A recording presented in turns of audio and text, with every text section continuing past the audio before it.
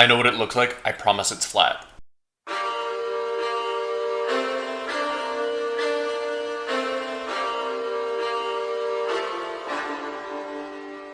Hi everyone, and welcome back to Method of the Meadness. I'm Burley Mullins, and today I'm just going to be talking about this particular mead and telling a little story that goes along with it. So, this is Lunga from 5/4 Meadery. I know it looks like a fraction 5/4, but it's a time signature, which is a musical concept. I might even put a little explanation here in the edit. For the non-musicians watching this.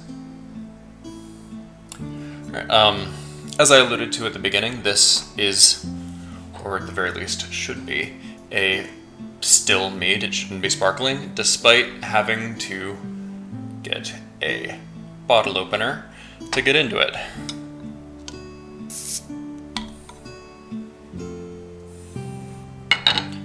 Alright, I'm gonna go ahead and pour it, and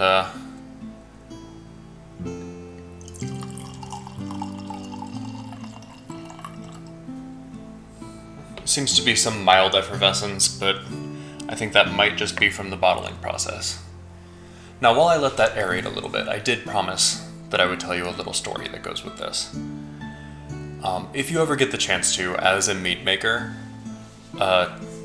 please go and visit a local meadery, especially if you have like a small craft meadery. And if you can go on during their off hours, you will have an incredible time. I went, just due to the circumstances, I was there right after they opened. It would have probably been a busy day for them a little later on. I think it was a Saturday.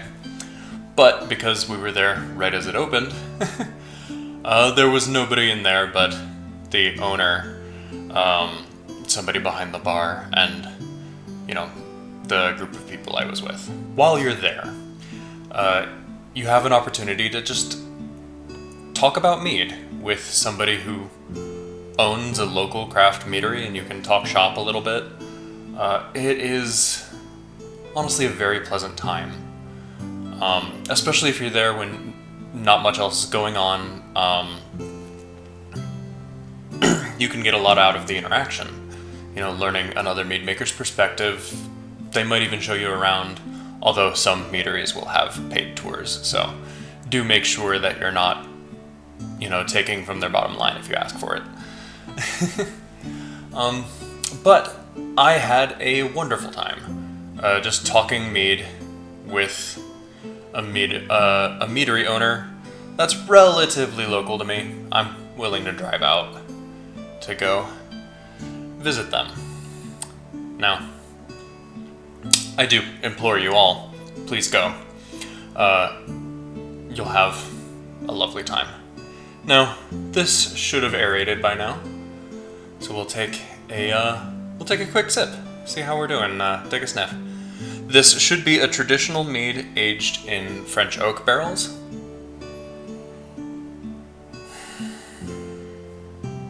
Or I should say a single French oak barrel. This is a small meadery. The scale is not such that you get more than one, like, 53-gallon barrel.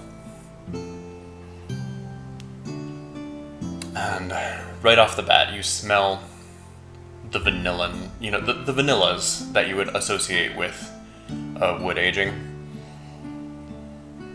Especially toasted oak rather than like charred oak, which you would get in bourbon or some beer barrel aging that uses charred oak rather than toasted oak, which is a lot more common in winemaking.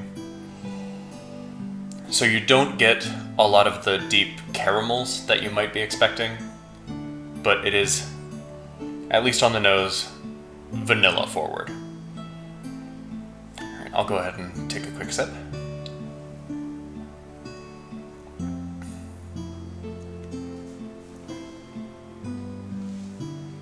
And yeah, it is mildly effervescent. This is meant to be a still mead. I think it's from the bottling process.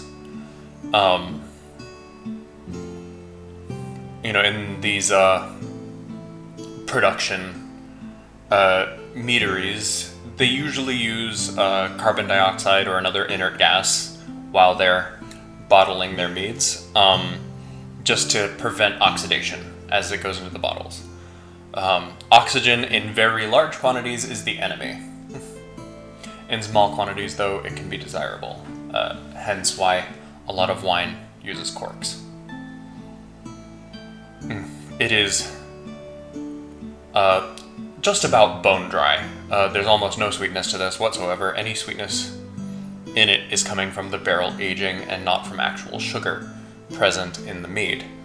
But like I said in some of my previous videos, it still smells really sweet. You get a very honey-forward aroma off of this, which I do recommend that you try a decent strength dry mead just to experience that. It doesn't show up, I've found, in the dry session meads or hydromels, but this is 11.5%, which is a decent. It's respectable. It doesn't smell boozy. You can definitely tell that it's decently strong. Not the strongest mead I've ever had, and certainly not the weakest. But this is, just a very excellent example of a traditional barrel-aged mead.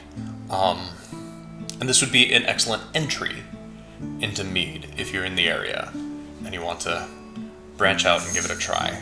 Now, like I was saying, this mead delivers exactly what I expect of a dry, traditional, barrel-aged mead.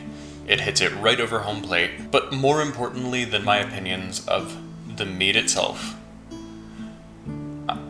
the experience of going to a relatively local meadery and just seeing how the magic happens on a production scale. Listening to the decision processes that your local mead maker makes.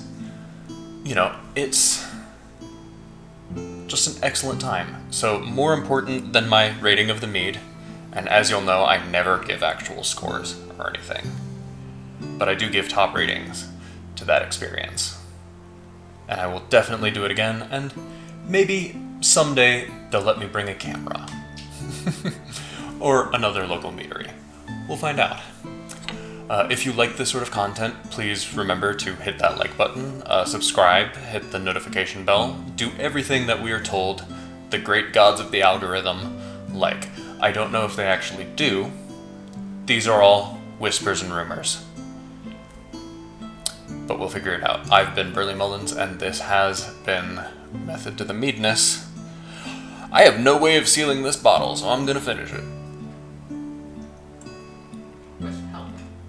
With help. Don't do this alone. Don't be a hero.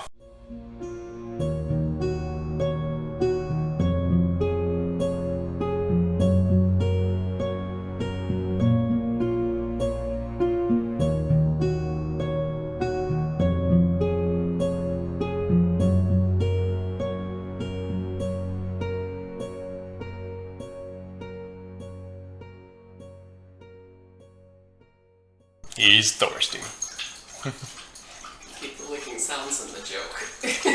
Oh yeah. No, I do choose my interrupting Thor segments with the utmost care.